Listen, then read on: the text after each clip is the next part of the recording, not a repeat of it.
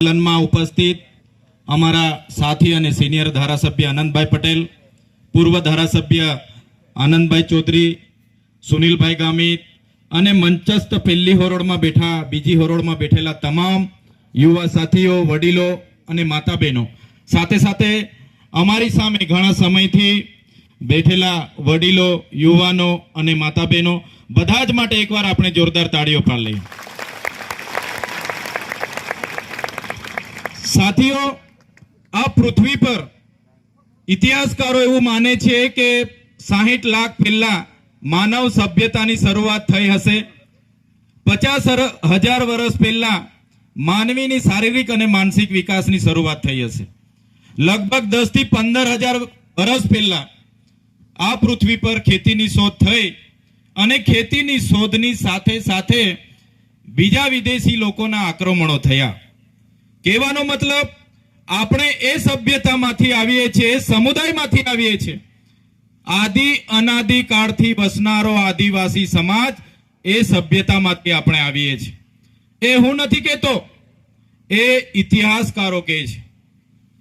તમે જોઈ લો, તમે હડપ્પાની સંસ્કૃતિની વાત આવે એમાં આપણા અવશેષો મળે છે.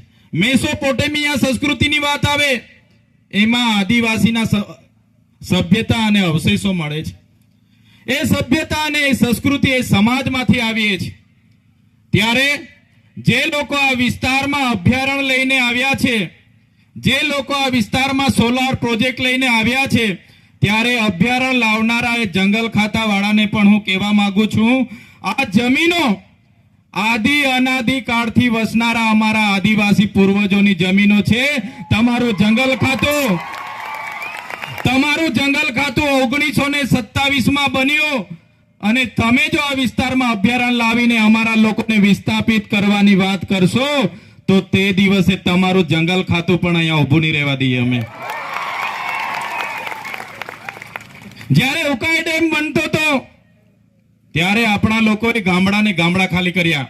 નર્મદા ડેમ હોય, કડાણા ડેમ હોય, પાનમ ડેમ હોય, તમામ ડેમો વખતે ગામડા ખાલી કરી આપ્યા છે.